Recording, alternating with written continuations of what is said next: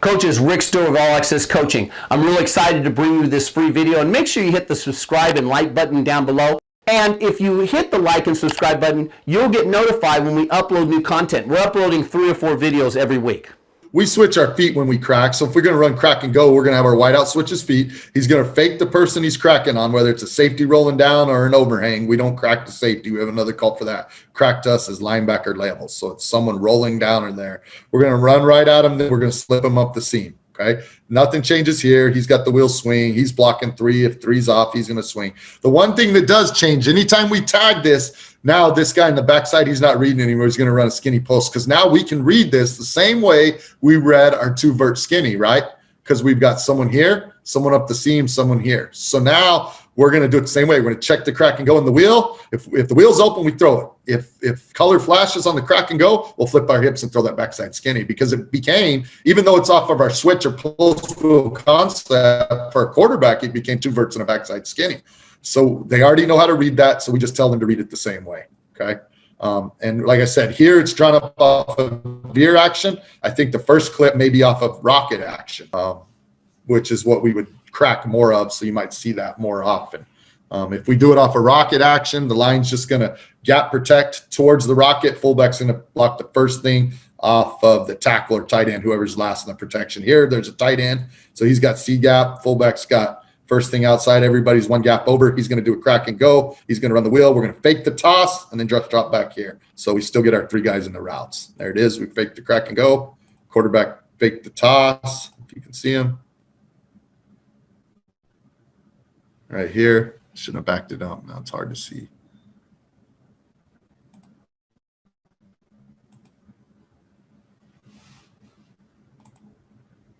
All right, there you can see him fake the toss, and that sold it. We got the crack and go, first read open.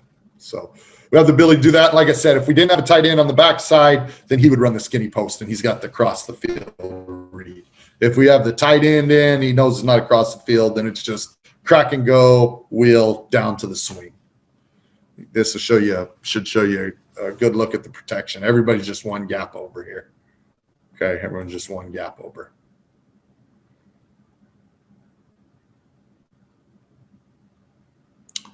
But we'll do that. Like I said, we can do that fly sweep. We can do it off a toss like that. We can do it off base veer action. We've done it off a mid-triple action because we'll crack mid-triple some. Here it's just base veer action. We got the crack and go. Okay. The wide out is running with the crack and go. So now the wheel route's going to be open. You see him doing a good job. He's going to take his 3 lateral. He's going to get to 6, right up the numbers. Boom. And that's a perfect route. That's a good clinic film. You saw we had the backside skinny on the backside if color had flashed. Not ever going to get there though when the wheel's right open. One of the things we do to get good at throwing both of these concepts is when we do a skelly we throw a skelly every day during spring ball and during fall camp. So when we're throwing our skelly, we'll insert the 2 vert skinny out of all those formations. That's all we'll run that day.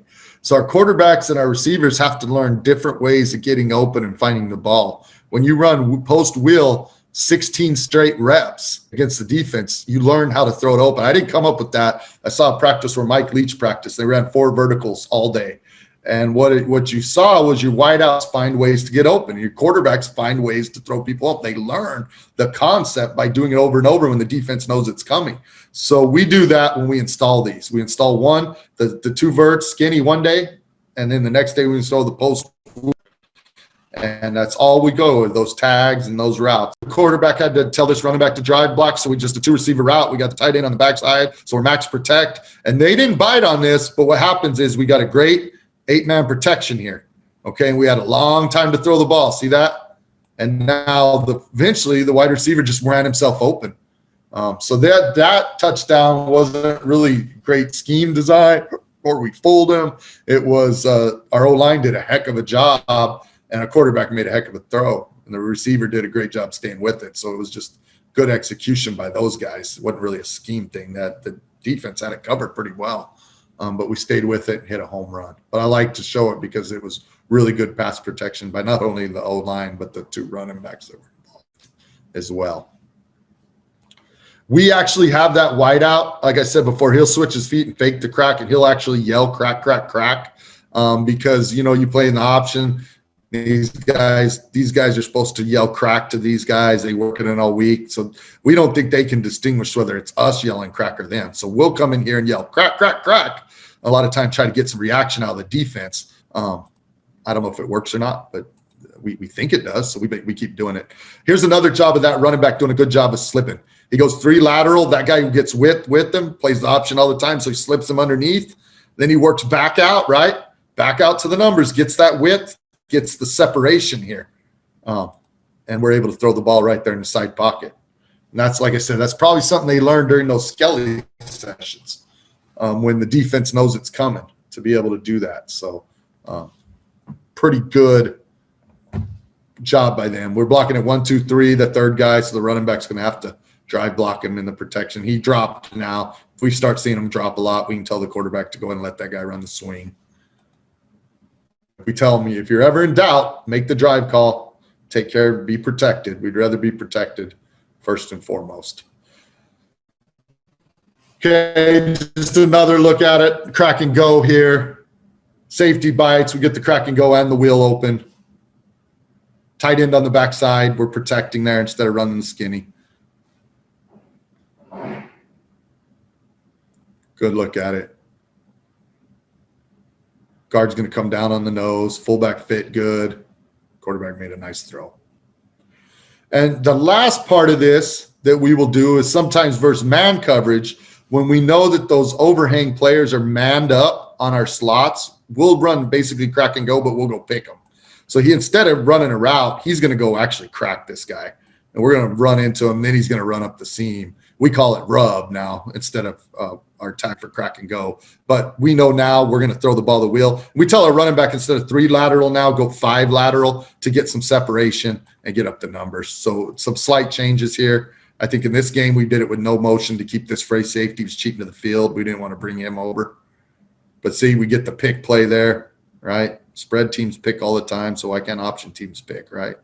So we pick there, and we get the wheel route. So we do that from time to time versus man teams, just a way to get your wheel route open, get your slot running back the ball, okay? Another look at it here.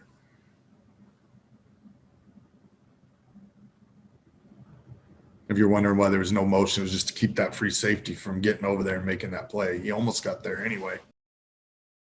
So here we're running split defense. Free safety's running the alley really hard. A Division I transfer kid. He's being over aggressive. We wanted to pick on him. So we would always set this to the wide side of the field because now we don't have, a backside skinny or anything to worry about. So most of the time this would be to the wide side of the field. So we're going to read him. Quarterback and slot are both reading him. All right. He's reacting downhill to the run. So the slot's going to go try to run right by him. This is the great thing now. He doesn't have to hold his seam. He can run to grass, and quarterback can throw him open. Okay, so that's our slot option concept. And it's another one where you have the home run built in. If the home run's not there, it turns into a flood concept. And I think that's what makes us a little bit unique. We're trying to attack the defense the same way everyone else is, but we have other options built in as well, okay? Always great when you got that guy running on the field late. And he's running out there fast, too, because he knows it's a pass play. That's how they usually do it. So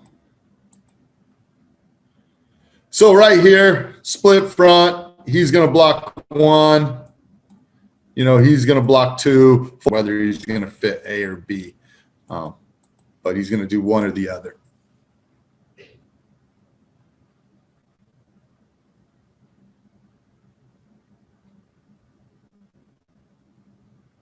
And you see right here, when that free safety starts bumping like that, there's a good idea that he's going to bite.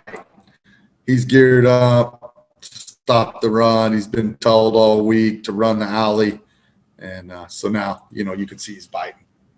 But that's a good part of it, is that now that guy has room, the quarterback has room to throw him open. He has room to clear. He doesn't have to hold that seam. We're going to go again to the left. Same thing, 1 high. We're reading that free safety. This one, the free safety didn't so much run downhill as he worked lateral so much that we were able to run by him. See how much width's he getting? He didn't really bite, but he got so out of possession. The guy saw, he said, I can just take it. And so he went vertical, which was absolutely the right decision and a great finish on it. But so sometimes it happens that way too. And we've had that happen with into the boundary when people are triggering the corner and the safety's trying to get them over the top. But here, the safety, I think he was just trying to get width. He's probably on pitch. So he's trying to get width. He overruns it, and our slot's able to run underneath him. So slot option versus one high look right there. Both of those were verticals. Maybe we got one on here where we have to break it, hopefully. Yeah, we do. So here, same thing, one high. We're reading that safety. Now this safety, look how deep he is. I mean, he's good 10, 11 yards deep. He has not been running the alley real hard. So we're probably thinking pre-snap we're going to get the sell out of it. He's way over the top. We're not going to beat him. Now, quarterback, he broke out. He's got to locate the force player, right? He feels like the force player has taken the swing, so we're going to throw the ball in there. And our vertical concept just turned into a strong flood. So, we've got the built-in home run. If home run's not there, we've got a strong flood. Always used to have both of those plays in our package. Now we don't have both of them. Now we have them both in one, and we let the slot read it. Hopefully he makes it right for us and helps us to be good play callers, dialing up the right thing at the right time. Because if we'd have been trying to go vertical here, we'd have been wrong. So, now it makes us right. It's built in. Coaches, I really hope you got some great information from that YouTube video. Again, hit the subscribe and like button down below. It gives us valuable data, and you also get notified when I upload new content to this channel. Thanks for watching, coaches.